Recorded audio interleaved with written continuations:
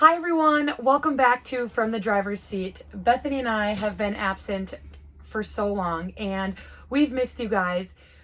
These last few months we've really been talking about how we can get back and bring videos back to you guys.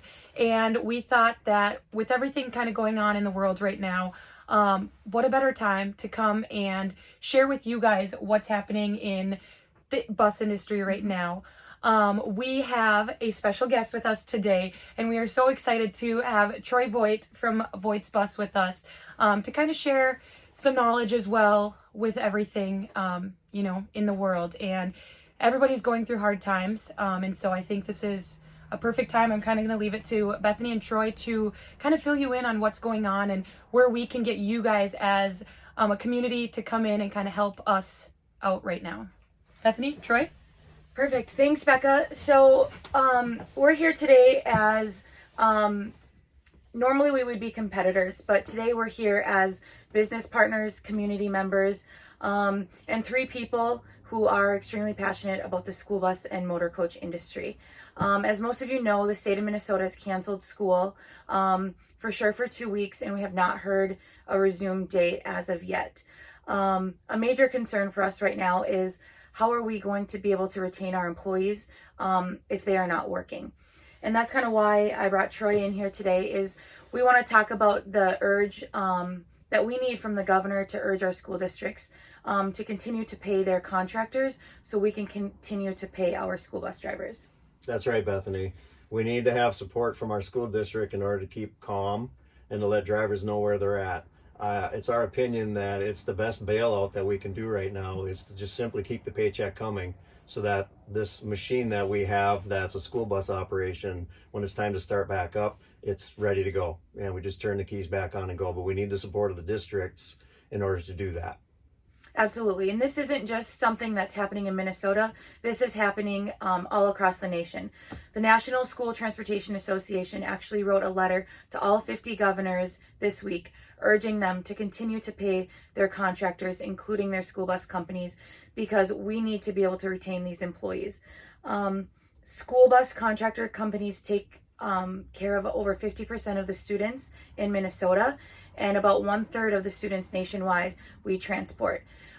If we were to have to lay these employees off or force them into unemployment, we may not get those drivers back. So this is something that's very concerning for us, but we also want to be good employers. We want to retain our employees. We want to keep them feeling comfortable and make sure that they're going to come back to us when we're ready to go, as Troy said. That's right. We need to make sure that they feel taken care of so that when they come back, just like everybody else, they're ready to go. Our driver pool in the state of Minnesota is fragile.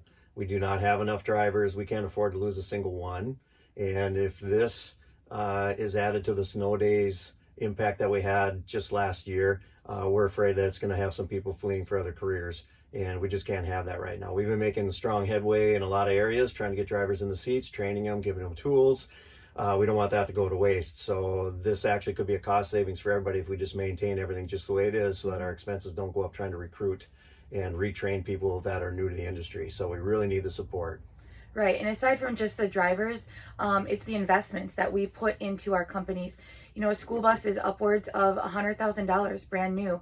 And when you're talking fleets of 20, 30, 40, 50 or more, those are loans that have to be paid. There are still fixed costs that need to be covered. And so we need to keep our operations going. Our mechanics, our office staff, all of that is kind of a package deal here. And so that's why we're looking to get this message out there about how important this is, how we need our community to help us out right now in getting the word out there. And also just to make our drivers feel a sense of calmness during what is a chaotic time. If you can, do your part. Communicate with your bus company. Whoever it is, communicate. We are thinking of ways to communicate with our staff and keep you engaged so that you guys are in the loop of what's going on. Rest assured that Bethany, myself, everybody else that owns a bus company in this state, we're working very hard to stay in tune and get things organized and communicated out to everybody as much as possible. So if your company has a mechanism for communicating, do it. make sure you touch base with your HR people or your owner or whoever you talk to on a daily basis, once a week, something like that. It doesn't have to be every day, but communicate. That's a good way to stay in touch, so when we're ready to get back into it, we can get back into it. And then stay calm. This will pass. There's a lot of stuff going on when you see the grocery stores and that kind of thing, but I think stay calm. We are going to take care of you the best that we can.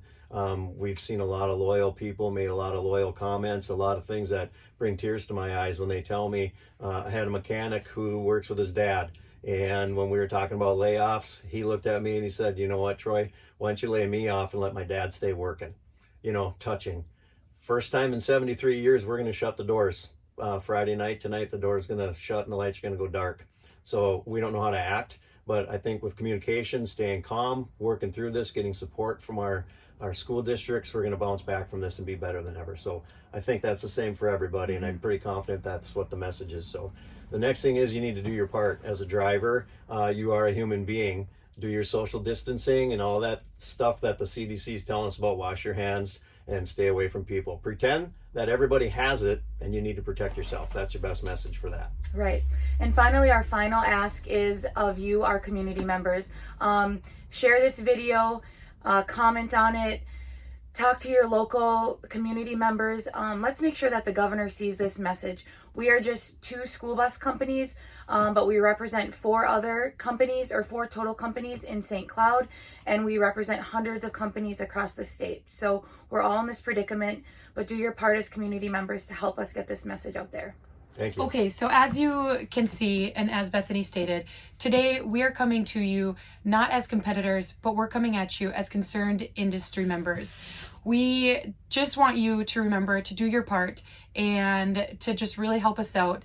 Do what you can do, stay healthy. And again, we want to thank you, Troy, for being with us and My getting pleasure. this message out to everyone today. Bye.